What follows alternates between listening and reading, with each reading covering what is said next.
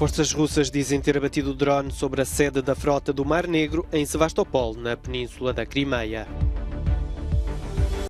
Em Istambul, António Guterres acompanhou as inspeções de um carregamento de cereais ucranianos e pediu o regresso dos cereais e fertilizantes russos aos mercados. Trabalhadores dos transportes em greve no Reino Unido, sindicatos exigem aumentos salariais para fazer face à inflação. A Grécia saiu este sábado da situação de vigilância reforçada imposta pela Comissão Europeia na sequência do pedido de ajuda financeira de 2010. Autoridades austríacas prosseguem com operações intensas de limpeza na zona ocidental do país após tempestade torrencial. As forças russas terão derrubado um drone que sobrevoava sobre a sede da frota do Mar Negro em Sevastopol, na península da Crimeia. A informação foi avançada este sábado pelo governador russo designado para a cidade, Mikhail Razvozaev, numa publicação na rede social russa Telegram. Não terá havido danos ou vítimas e Sevastopol mantém-se sob o controle de Moscovo, assegurou o governador. Esta é a segunda vez que a sede da frota russa do Mar Negro é alvo de um ataque de drones em menos de um mês. Segundo as forças ocupantes, a 31 de julho, 6 pessoas ficaram feridas quando um drone carregado com explosivos atingiu as instalações. Entretanto, o Ministério Russo da Defesa anunciou este sábado ter neutralizado 20 alegados mercenários dos Estados Unidos da América durante um ataque aéreo de alta precisão levado a cabo pelas forças aeroespaciais russas perto de Andrivka, na região de Kharkiv, no leste da Ucrânia. De acordo com o Kremlin, terão morrido mais 80 combatentes ucranianos. Em Kiev, ultimam-se os preparativos para as celebrações do Dia da Independência do país. Este ano, no dia 24 de agosto, a capital ucraniana não terá as habituais paradas militares. Pelas ruas desfilará equipamento militar russo destruído. O secretário-geral das Nações Unidas chegou a Istambul este sábado para acompanhar as inspeções de um carregamento de cereais ucranianos. 25 navios já partiram de Odessa e de outros portos desde que a Rússia e a Ucrânia assinaram um acordo de 4 meses para a exportação de cereais. Os navios também transportam outros produtos alimentares como trigo, milho e óleo de girassol. Estive no porto de Odessa e vi em primeira mão o carregamento de uma carga de trigo num navio. Fiquei muito emocionado ao ver o trigo encher o porão do navio. Foi um carregamento de esperança para muitos em todo o mundo.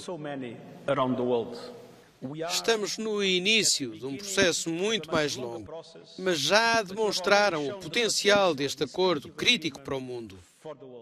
No final de julho, a Rússia e a Ucrânia assinaram acordos separados, mas idênticos, com a Turquia e as Nações Unidas para desbloquear a exportação de cereais bloqueados nos portos ucranianos. O acordo permite a segurança de rotas ferroviárias para a Polónia e Roménia e marítimas pelo Mar Negro com destino ao Mediterrâneo. Em Istambul, Guterres pediu o desbloqueio das exportações de alimentos e fertilizantes da Rússia que não foram abrangidos nas sanções internacionais. Este sábado, o Reino Unido enfrenta o terceiro dia de greve dos transportes públicos. Na quinta-feira, os comboios do país paralisaram, na sexta parou o metropolitano de Londres. As greves foram convocadas por vários sindicatos que exigem aumentos salariais ao nível do aumento do custo de vida. As negociações, com um grande número de operadores ferroviários privados no país, estão paralisadas. O ministro britânico dos Transportes tem sido acusado de bloquear a situação. Por seu lado, Grant Shapps culpou os sindicatos por se recusarem a aceitar reformas para modernizar o setor e disse na sexta-feira que elas podem ser impostas pela força. Este é o maior movimento de greves em décadas contra a inflação, que em julho atingiu 10,1% e pode ultrapassar os 13% em outubro. No entanto, estas não são as únicas greves no país. No domingo, cerca de 2.000 estivadores do porto de Felixstowe, o maior porto de carga do país, vão iniciar uma greve de 8 dias. A Grécia saiu este sábado da situação de vigilância reforçada imposta pela Comissão Europeia na sequência do pedido de ajuda financeira em 2010. A partir de agora, o país deixa de enfrentar o escrutínio trimestral das finanças públicas para receber os pagamentos de alívio da dívida. O primeiro-ministro fala de um novo horizonte de crescimento, unidade e prosperidade. Estes últimos 3 anos constituem, na prática, uma resposta às lições dos últimos 12 anos. Mostram o caminho para que jamais voltemos àquilo por que temos passado. Eles forjam a nossa autoconsciencialização e incitam-nos a avançar unidos, armados com a verdade e soluções realistas e não com mentiras e negações fáceis. O fim da vigilância reforçada permite a Kyriakos Mitsotakis uma maior liberdade sobre o orçamento, numa altura em que a Grécia, como toda a Europa, enfrenta uma crise pós-pandémica de custo de vida e de energia desencadeada pela guerra na Ucrânia.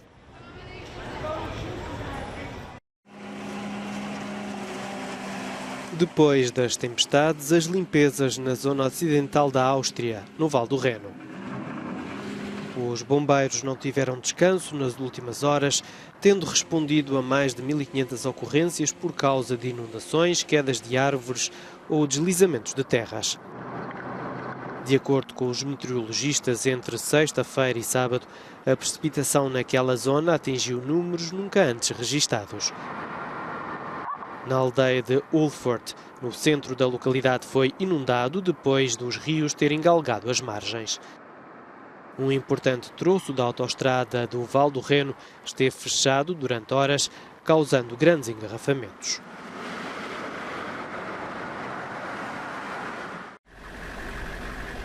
A NATO colocou militares nas principais estradas do Kosovo, que fazem fronteira com a Sérvia, numa altura em que as tensões aumentam entre os dois países. Os dois chefes de Estado reuniram esta semana para chegar a um consenso sobre a decisão do Kosovo proibir, no próprio território, bilhetes de identidade e matrículas de veículos sérvios, medida que entra em vigor no próximo mês. Não houve acordo e Pristina vai mesmo avançar com a medida que não agrada em nada a Sérvia. O chefe da diplomacia da União Europeia, que mediou o encontro, disse que a reunião se centrou na responsabilidade de cada parte procurar soluções de boa-fé com um objetivo: paz na região. José Borrell disse que esta não é a altura para confrontos e pediu aos dois países que retomem as conversações.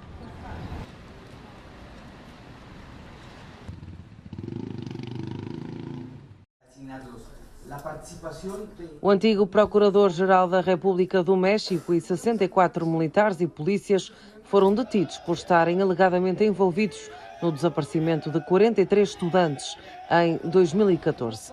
De acordo com o Ministério Público mexicano, Jesus Murillo Caram e os restantes membros da autoridade foram detidos por alegado crime organizado, tortura e homicídio. A Justiça ordenou também a detenção de 14 membros de um cartel de drogas. A polícia acredita que o procurador, os 20 militares e os 44 polícias estão por detrás do assassinato de 43 pessoas, jovens que estavam a fazer a formação para se tornarem professores, que em 2014 foram até à Cidade do México para participar num protesto. A meio do caminho foram interceptados pela polícia local, alvejados e queimados por razões que ainda não foram explicadas. Um acidente entre uma ambulância, um carro de reportagem e um autocarro fez 16 mortos e 21 feridos este sábado na Turquia. Entre os mortos estão 3 bombeiros e 2 jornalistas. O sinistro ocorreu numa autoestrada na província de Gaziantep, no sudeste do país. Segundo a agência de notícias turca DHA, o motorista do autocarro terá perdido o controle do veículo. O Parlamento do Montenegro foi derrubado com uma moção de censura. A oposição acusou o Executivo de permitir influências da Sérvia e da Rússia depois de aprovado um acordo para regular as relações entre o Estado do Montenegro e a Igreja da Sérvia. Com 50 votos a favor e um contra, o governo pró-europeu foi afastado do poder.